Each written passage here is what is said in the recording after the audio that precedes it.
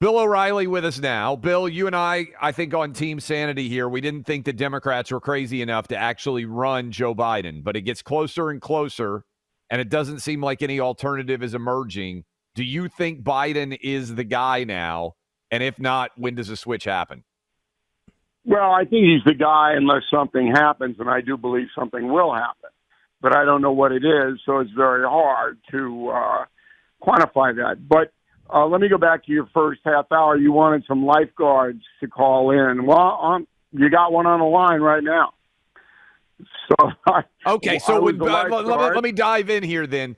You can give your lifeguard experience as a part of this answer. Joe Biden said he saved at least 6 people's lives while working as a lifeguard, most of that time at a public pool, not like at a beach, not like at a lake. What do you think of that as a former lifeguard? Well, it probably didn't happen just as his desegregation thing. Where was that? I thought Joe was in Pennsylvania and Delaware. I don't understand where the black family was. What were they in Rehoboth Beach? I don't know if there was a lot of civil rights action there. Look, just to clarify, I was a lifeguard at a pool. I saved one person, a 4-year-old boy who was at the bottom of the pool. I saw him looking up at me and obviously couldn't swim, so I dunked down, grabbed him, brought him up, took 20 seconds. I gently scolded his mother, and that was it.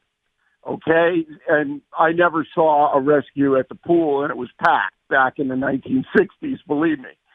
So Biden says anything that pops into his mind. There's no filter there, which is why I was surprised he did the interview with Stern. And I don't know why he did it. I'll find out. Stern is a liberal guy now.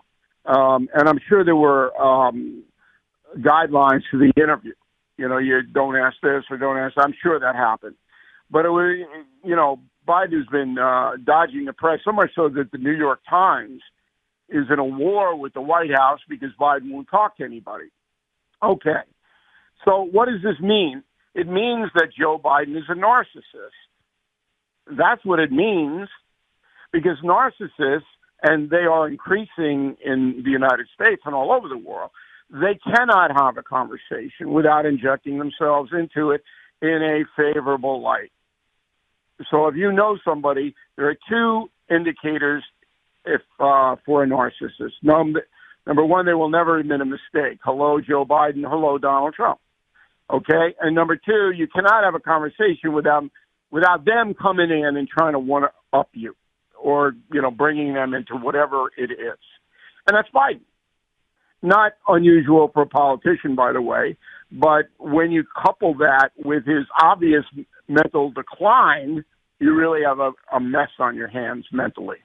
Hey, Bill, it's Buck. Obviously, you're seeing these protests on the campus, and now there's some video of professors who are part of these things who are doing human chains, and some of them are getting face planted on the quad grass as the cops are coming in and saying you've been trespassed, you've been warned. What do you think happens with this? They're cutting down some of the graduations or eliminating some of the graduations at these big schools. I feel like there's no incentive for these kids to stop because the university's own professorship or professors are refusing to also back them up and come down on them because they're part of the problem too. So where does it go? Well, I think it dies out. It's not like Vietnam, which was an organic protest, and I lived through that. I'm going to write a column on BillO'Reilly.com on Sunday comparing the anti-Israel protest to the Vietnam protest. There's a big difference. But at this point, I sit there and I'm a frustrated guy because I'm a simple man. And I attended Marist College, Boston U, and Harvard. I have 2 master's degrees. I'm way overeducated for being on television. The smarter you are on television, the worse you usually do. But anyway, the solution to this problem is very simple. You say if you are a college president to the demonstrators, you have a right to protest, and we're going to give you this area where you can protest. And you can protest from 10 a.m. to 8 p.m. We don't want you disturbing your neighborhood or other students who want to study. And in that frame, you can say what you want unless you threaten someone. If you go out of those guidelines, you are expelled. And we will pack up your gear in the dorm and ship it to your home address, and your record here will be expunged. That's all. That ends it.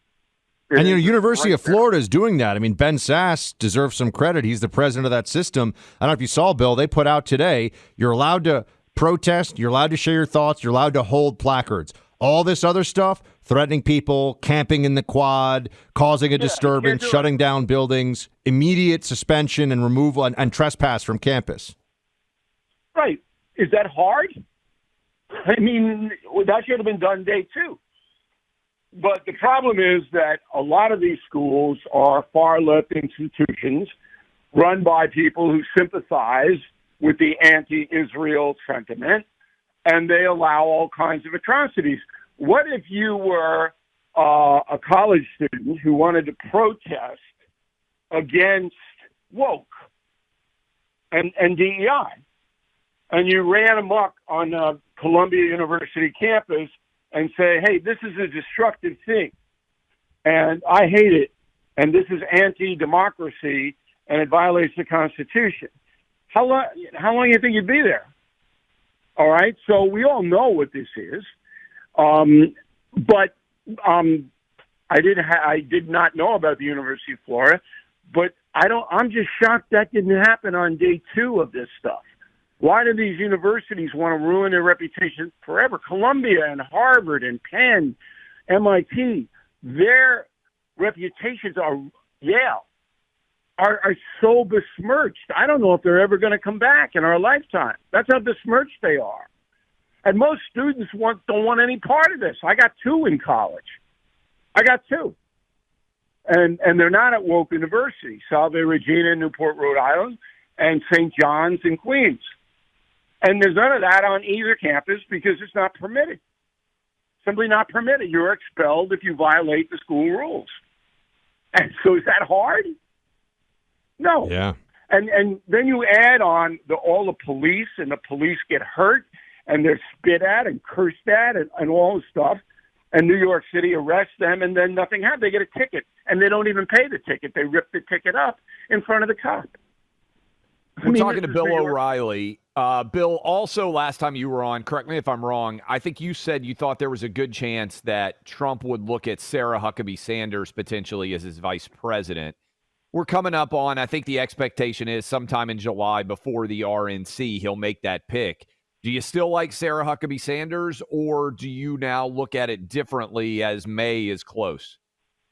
No, I think she's by far and away the best person for Trump. She gets along with Trump. She knows how he works. She's very smart. She can handle the media. She's a moderate Republican, not a bomb thrower, not controversial.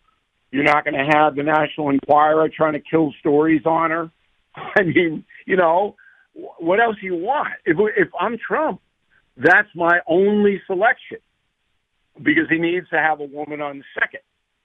And I don't know any downside. I know her.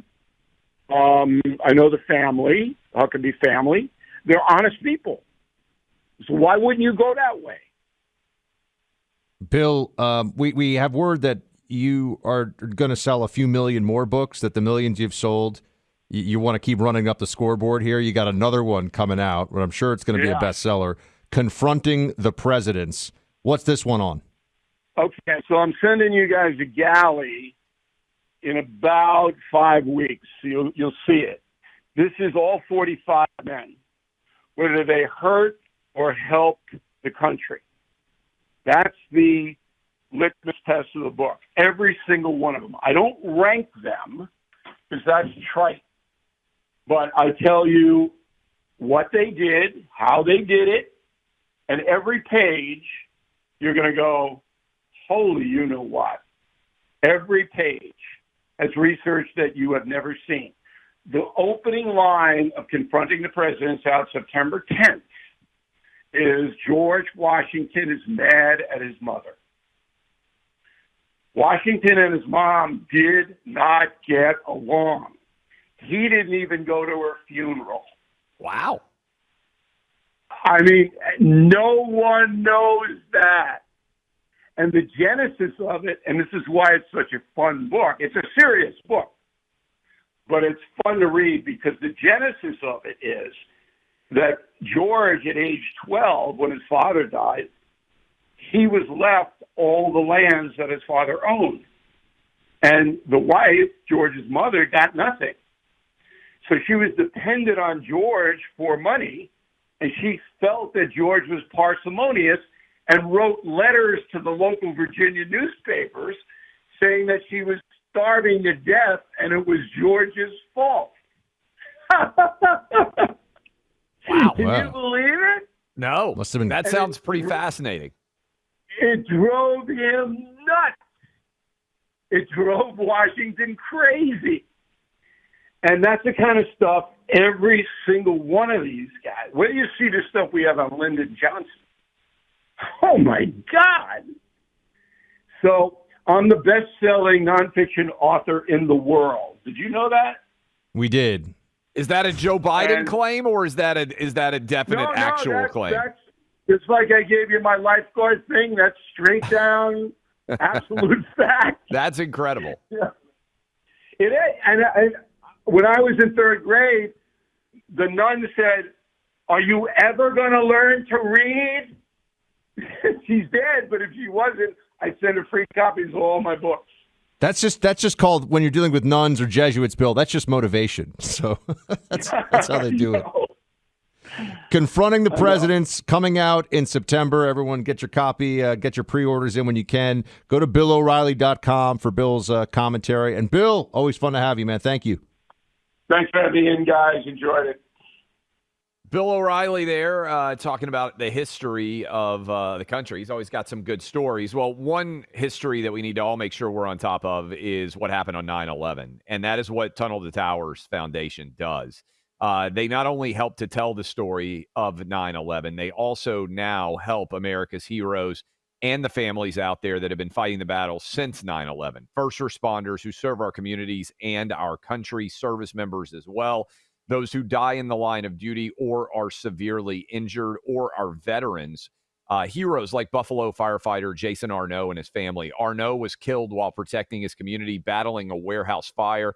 He left behind his wife and young daughter. In their darkest hour, Tunnel to Towers provided Arnott's wife and daughter with a mortgage-free home. The foundation lifted a financial burden, enabling them to stay in the home where they made memories with their heroic husband and father. Join Tunnel to Towers on its mission to do good. Support the families of America's greatest heroes, the families of fallen first responders like Jason Arnott, plus Gold Star families with young kids, catastrophically injured service members, and homeless veterans. Join us in donating $11 a month at T2T.org. That's T, the number 2, T.org.